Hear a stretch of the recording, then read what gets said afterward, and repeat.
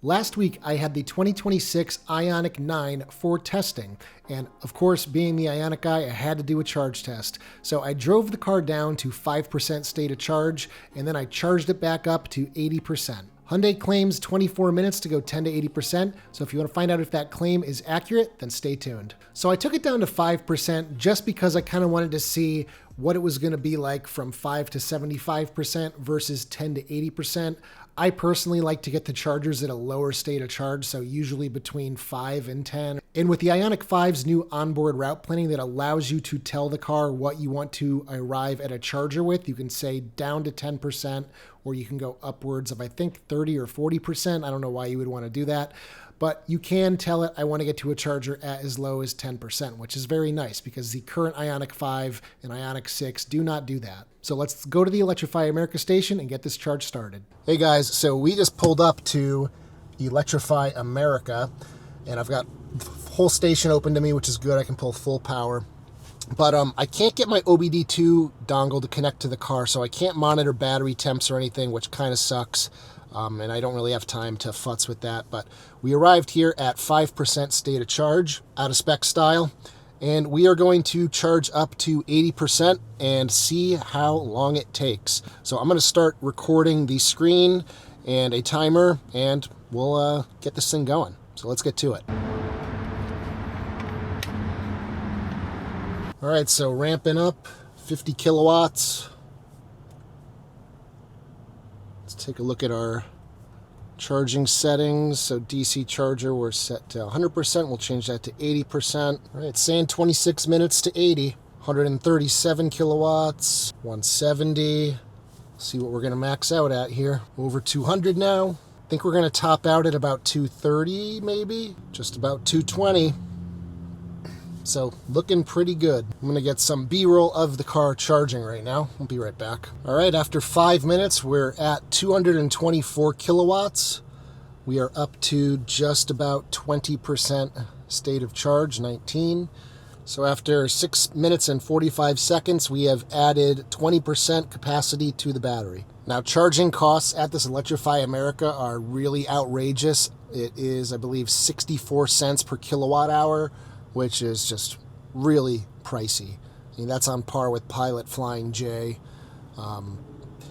Really a shame to see how much some of these stations charge. No pun intended. All right, so there's 230 kilowatts at just under 10 minutes.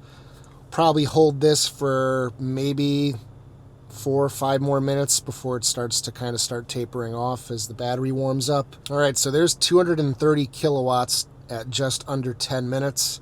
So it does appear that the Ioniq 9 is going to top out in terms of charging speed, relatively similar to the outgoing version of the Ioniq 5 from 2021 to 2024.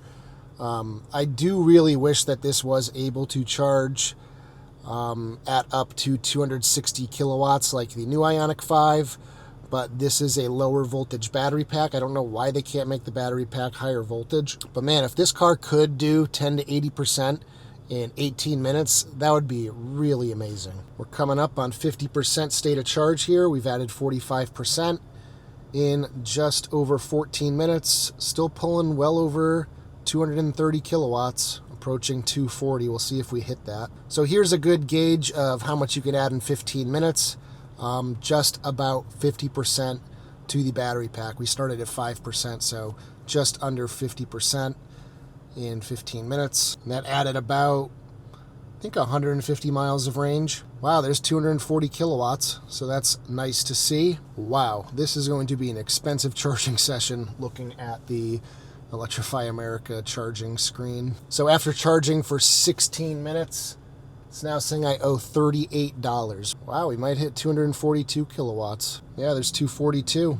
Yeah, we are ripping. Still waiting on that first drop in charging speed. It might happen here at 60% with less than 10 minutes to go to 80%. Well, we're touching 243, and there's our first drop off in speed at just under 18 minutes, 61%.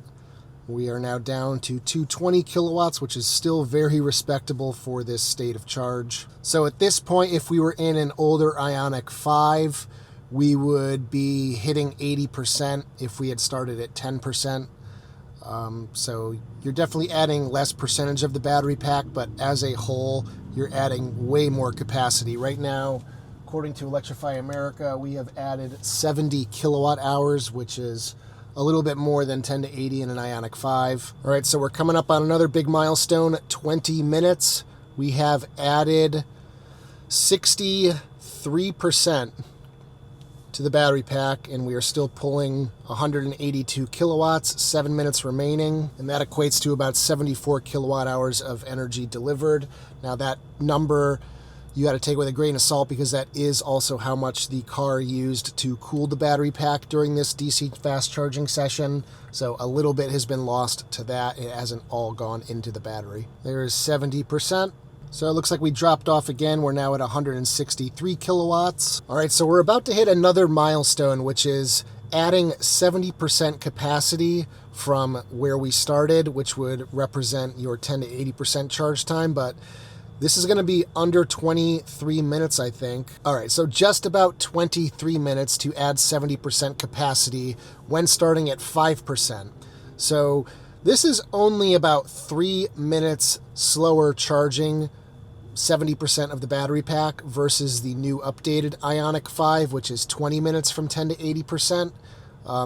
We will obviously take a look and see here what the 10 to 80% charge time would be versus 5 to 80 or 5 to 75. And we are now down to 151 kilowatts. So there's that 24-minute number that Hyundai is advertising for this car to go 10 to 80%. And it does seem like that's fairly accurate. And I do have more data from Bob's video and from my friend at Cars Made Simple here on YouTube. He also just ran his charging test. Now, just for ha-has, now that we're almost at 80%, I'm going to turn the charge limit up to 90%. We're going to see if we hit the Korean siesta here, which if you follow Ioniq and Kia EVs, you'll know what that means. At 80%, sometimes it'll drop the charge rate down to about 4 kilowatts, 5 kilowatts for a few minutes to kind of balance out the cells. We'll see if it happens here. And we are now down to 138 kilowatts, still dropping, 135. All right, 25 minutes and 33 seconds to go from 5 to 80%. That is honestly pretty good. I'm pretty impressed. So we're still at 125 kilowatts.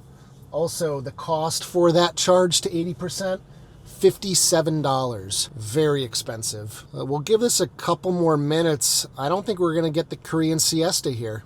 It is relatively temperature dependent though, so it's possible that these higher temperatures right now aren't having that effect. But it is claiming only 10 more minutes to go to 90%, which is pretty good. We're still pulling over 100 kilowatts. All right, I'm not seeing the Korean siesta, so I'm going to stop this charging session and we will call it a test. All right, so after watching that, you guys know 5 to 80%, 25 minutes and 33 seconds. But what about 10 to 80%? So 10 to 80%, 23 minutes and 23 seconds. 5 to 75%, which is adding the same amount of capacity, it's just assuming you get to a charger at a lower state of charge, is 23 minutes and 4 seconds. So with that information, if you guys do want to shave a few seconds off your charging time, show up at a lower than 10% state of charge. Now, my friend Justin over at Cars Made Simple on YouTube, he also had an Ioniq 9 around the same time I did. He ran his own charging test, but he had an issue with power sharing. He was at a split Electrify America charger, and a Ford F-150 Lightning ended up plugging in, and they ended up splitting power, so he couldn't get a true 10 to 80% charging session. But when you compare his 15 to 80%, which was the point that he was able to plug back in after moving to a new stall, he did that in 22 and a half minutes. And when you look at my data, it was just under 22 minutes. So there was about a 30-second discrepancy there between both of our cars, but all around very similar results. On the screen now, you're going to see all the data that I collected through this test. So you're going to see a chart on the left with time versus speed and state of charge, and then two graphs. One is speed versus time, and the other one is speed versus state of charge. The easiest way here to kind of get a good idea of what is happening here is just by looking at the charts. And you can see from basically the time you plug in until 55%, the car is pulling as much power as it can possibly take. So if you really want to complete a road trip as fast as possible, it looks like you would probably want to unplug between 55 and 60% and then rip it to the next charger. Because after that point, you're just slowly ramping down. And when I say ramping down, it's still a really solid charging curve after that point. You can see that it is holding 200 kilowatts up until just about 65% state of charge.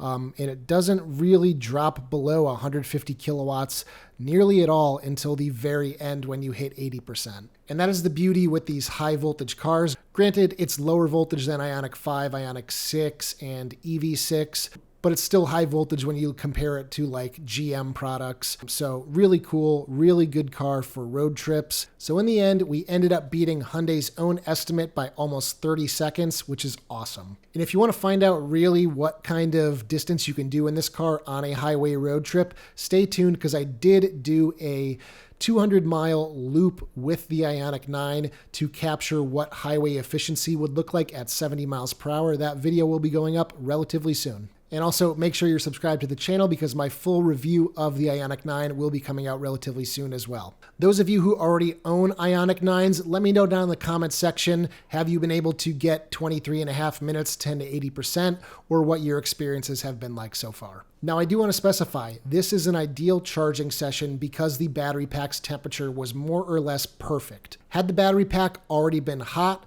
or had it been cold, we would not be seeing 23.5 minutes. So during the winter time or the dead of the summer when the battery is up to 95, 100 degrees Fahrenheit, it is not going to look this good. But supposedly the Ioniq 9 does have a more robust battery heating and cooling system, so I am really looking forward to see how that can improve your charging times in the extremes. So anyway guys, if you liked today's video, give it a thumbs up. Check out my store at ioniqguy.com for all sorts of accessories for your Ioniq 9. The walkaway door lock device is working with the Ioniq 9. And of course I have a charging adapter holder, my sunglasses holders, and cup holder enlargers as well. Consider becoming a channel member for as little as 99 cents per month. For $3 per month, you can gain a 5% discount to my store, as well as early access before everyone else to these videos. And as always, I will see you guys in the next one. Take care, everybody.